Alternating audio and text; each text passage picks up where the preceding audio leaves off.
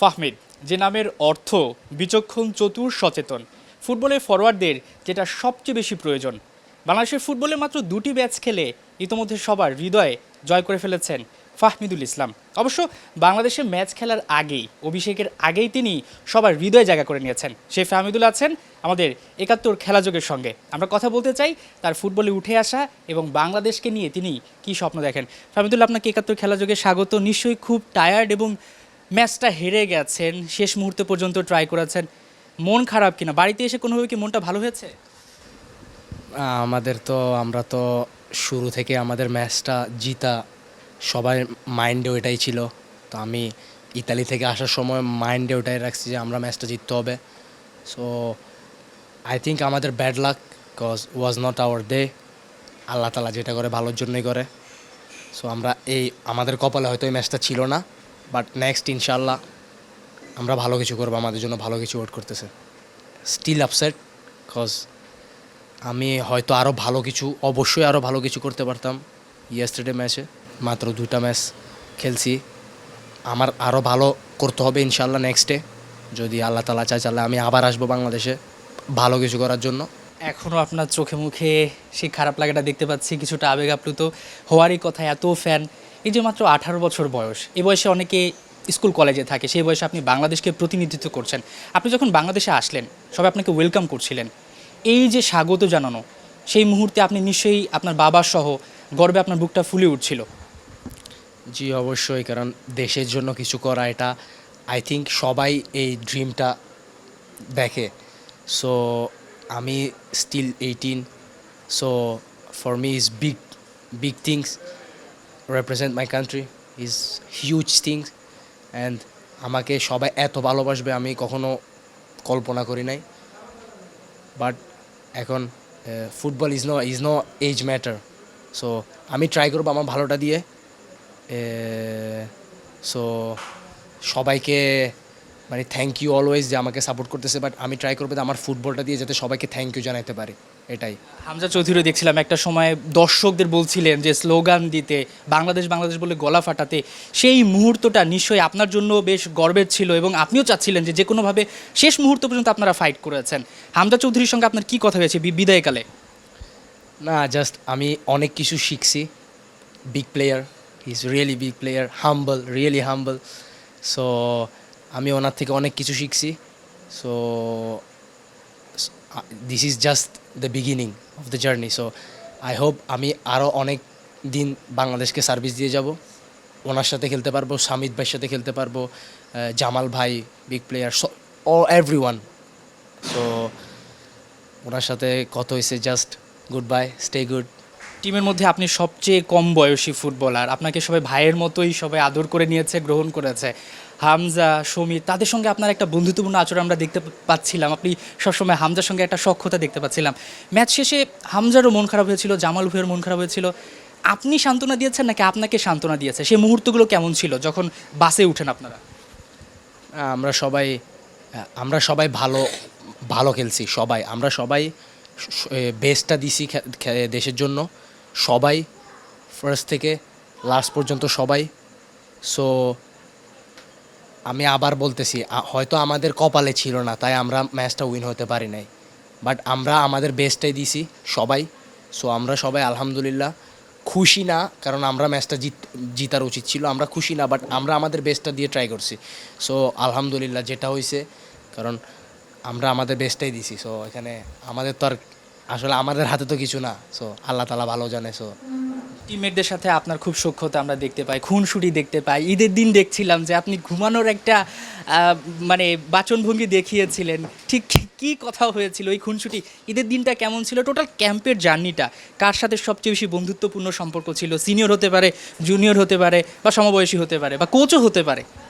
না, আমি সবসময় বলছি যে আমার সবার সাথে ভালো সম্পর্ক ছিল, সবার সাথে আমি অনেক ফান করতাম সবার সাথে। সো আমার সবার সাথে খুব ভালো সময় কাটছে। আর ঈদের দিন ঈদ তো আমরা সবাই মুসলমানরা চাইতে ফ্যামিলির সাথে কাটাতে, বাট আমরা আলহামদুলিল্লাহ আমাদের মানে মাথার মধ্যে ছিল যে আমরা ন্যাশনাল টিম একটা ফ্যামিলি। সো আমাদের কাছে এত খারাপ লাগে নাই, কারণ আমরা ফ্যামিলি হিসাবে হোটেলে ছিলাম, ফ্যামিলি সবাই একসাথে নামাজ পড়ছি, খাওয়া দাওয়া করছি। সো আমাদের Eid I think was great, সবাই একসাথে ফ্যামিলি হিসাবে ছিলাম, দ্যাটস ইট। বাস থেকে যখন নামছিলেন সবাই অপেক্ষা করছিল, আপনার বয়সীও অনেকে ছিলেন, ছোট ছিলেন, যারা হয়তো বা আপনাকে চেনে না বাট নামটা শুনেছে তারাও কিন্তু এই জায়গাটা অপেক্ষা করেছে। এই যে বাস থেকে যখন নামেন মানে বুকের ভেতরটা নিশ্চয়ই ফুলে ওঠে এবং মনে হয় যে লাল সবুজের জার্সিটাকে আমাকে নিয়ে কিছু করতে হবে। এবং মাঠে যখন প্র্যাকটিস করেন অনেক গণমাধ্যম, এই ব্যাপারটা কি আজ থেকে আরও যদি বলি 2 বছর আগেও কি ভেবেছিলেন কিনা যেমন একটা ক্রেজ হবে? না, আমি আমি কখনো মানে ভাবি নাই যে এরকম কিছু হবে, বাট আলহামদুলিল্লাহ এটা শুধু শুরু। আই হোপ এটা শুধু আমার জার্নি শুরু। আমি অনেক ভালো কিছু করতে চাই দেশের জন্য, আর ভালো ক্লাবে চান্স পেতে চাই, যাতে বাংলাদেশকে অ্যান্ড আমার ক্যারিয়ার যাতে আরও উপরে উঠতে পারে। এটাই আমি আশা করি, অ্যান্ড আল্লাহ তাআলার কাছে অলওয়েজ চাই যে আমরা যদি বলি আর একটু সংক্ষেপে যদি বলি যে বাংলাদেশের ক্লাবগুলোর দিকে কি ফোকাস দেওয়া হয়নি, যে ঘরোয়া লিগ যেগুলো হয় নিশ্চয়ই আপনি যেই লেভেলে খেলছেন যেখানে খেলছেন সেখানটায় বাংলাদেশের ক্লাবগুলো একটু পিছিয়ে আছে, প্রিমিয়ার লিগের দিকে কি নজর রাখা হয় আবাহনী, মোহামেডান বা বসুন্ধরা কিংস?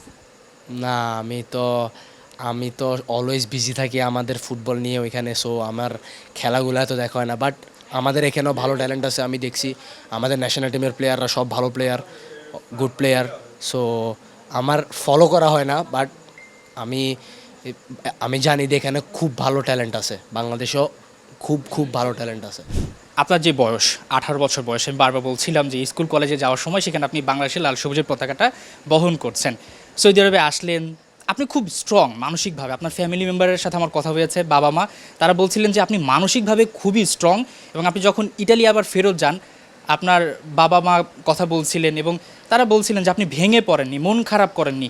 ওই মুহূর্তটা আসলে কেমন ছিল যে যখন ইতালি চলে গেলেন আপনি দেখতে পাচ্ছিলেন যে বাংলাদেশ থেকে সবাই দাবি করছিল যে ফাহমিদুলকে দলে চাই, নিশ্চয়ই সেই মুহূর্তটা সেখান থেকে বসে মন খারাপ হয়েছিল কিনা? আমার মন খারাপ হয়নি, কারণ আমি এটা মোটিভেশন হিসেবে নিয়েছি। আমি জানি কি হয়েছিল এখানে। আমার কোচের সাথে অলওয়েজ ভালো সম্পর্ক ছিল, টিমমেটদের সাথে অলওয়েজ গুড রিলেশনশিপ। সো আমি জানি কী হয়েছিল, এটা কোচ ডিসিশন নিছে, হয়তো আমি রেডি ছিলাম না। So this time I was ready, so he call me, that's it. চ্যালেঞ্জটা তো দ্বিগুণ হয়ে যায় যখন আপনি ইটালি যান এবং কয়েক মাসের মাথায় আপনি আবার ফেরত আসলেন দ্বিগুণ শক্তি নিয়ে, এবং আপনি বলছিলেন যে আপনি দ্বিগুণ শক্তি নিয়ে আসবেন, সেটা আপনি মাঠে করিয়ে দেখিয়েছেন ভুটান এবং সিঙ্গাপুর ম্যাচে। যদি একটু জানতে চাই বাংলাদেশের হয়ে খেলবেন, এটা কখন ডিসিশন নিলেন এবং আপনার সাথে কে প্রথমে যোগাযোগটা করে? না, আমাকে যখন বাফুফে থেকে কল দেওয়া হয়েছিল তখন আমি অ্যাগ্রি, বিকজ বাংলাদেশ আমার দেশ, কেন বাংলাদেশকে রিপ্রেজেন্ট করব না, অবশ্যই করব।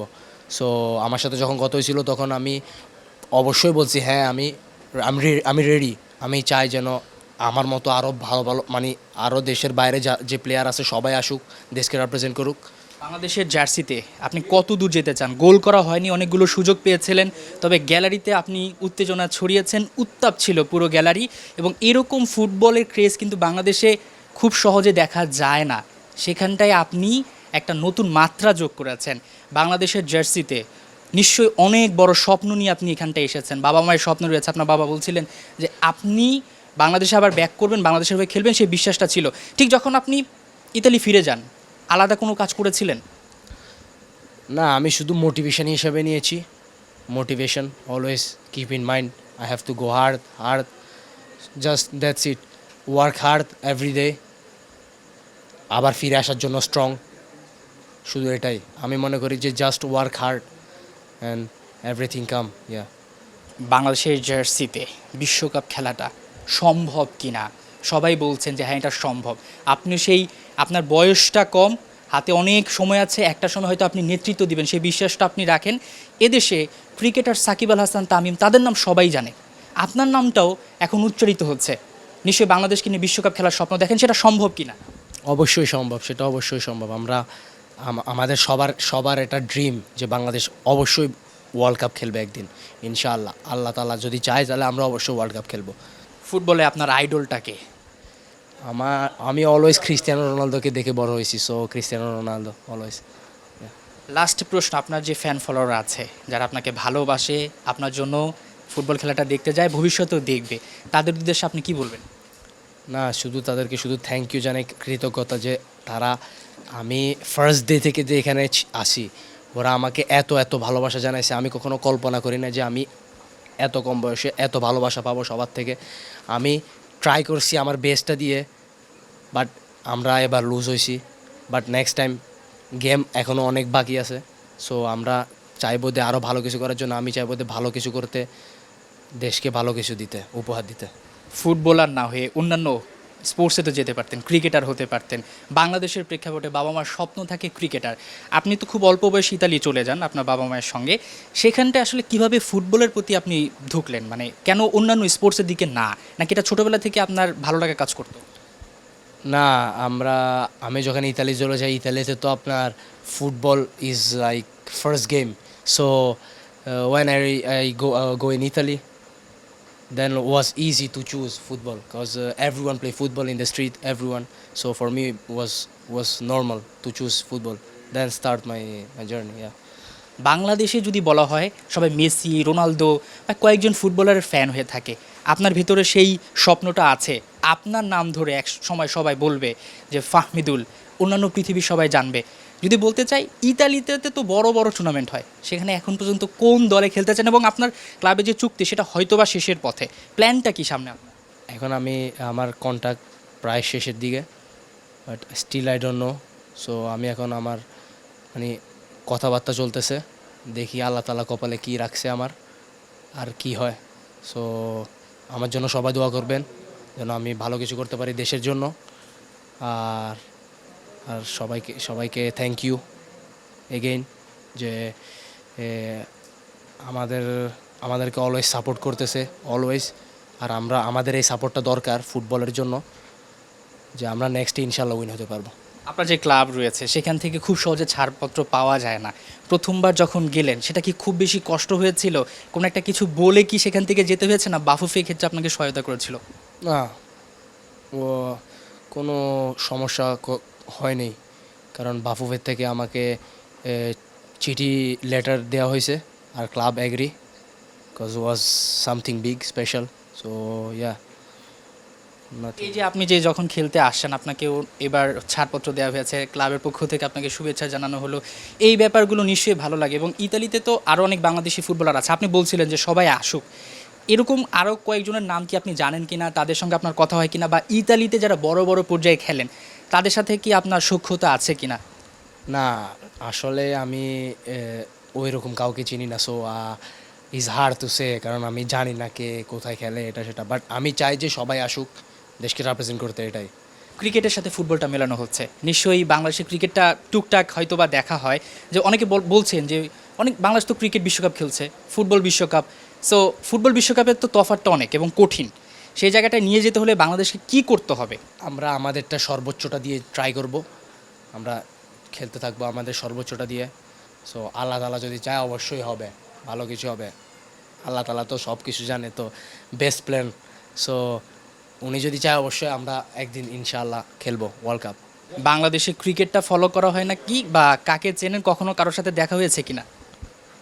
না, আমি ক্রিকেট ফলো করি না, বাট তামিম ইকবালকে তো সবাই চিনে, সাকিব আল হাসানকে তো সবাই চিনে। সো অ্যাজ এ বাঙালি হিসাবে ওনাদেরকে তো চিনবই অবশ্যই, ওনাকে তো সবাই চিনে। বাট আমি ক্রিকেট ফলো করি না। ফেনীতে আসছেন, একটা সময় ছিলেন এখানে, এখানে বড় ভাই স্কুলে পড়া। ফেনীর ভাষাটা কি রপ্ত করা হয়েছে কিনা, চর্চা করা হয় কিনা? যদি হয় ছোট্ট করে ফেনীর মানুষদের জন্য কি বলবেন যারা আপনার সমর্থক? না, আমি তো ইতালিতে বড় হয়েছি, সো আমার ইতালিয়ান ভাষাটাই তো বেশি চলে। বাট আমি আমার ফ্যামিলির সাথে ফেনীর ভাষায় কথা বলি, অলওয়েজ এমনি কথা বলি। সো না, মানুষকে কি বলবো, মানুষকে শুধু আমার জন্য দোয়া করবেন, এটাই। এই দোয়াটা আসলে সবাই করবেন ফাহমিদুলের জন্য। ফাহমিদুল বাংলাদেশের জার্সিতে বিশ্বকাপ খেলার স্বপ্ন দেখেন। এই ফাহমিদুল এখানেই থামছেন না, ফাহমিদুল বিশ্বাস করেন বাংলাদেশের ফুটবলের যে ক্রেজ সেটা বাড়বে। ফাহমিদুলের জন্য অনেক অনেক শুভকামনা রইল, বাংলাদেশের ফুটবলের জন্য অনেক অনেক শুভকামনা রইল। হাসান সজীব, ৭১, ফেনী।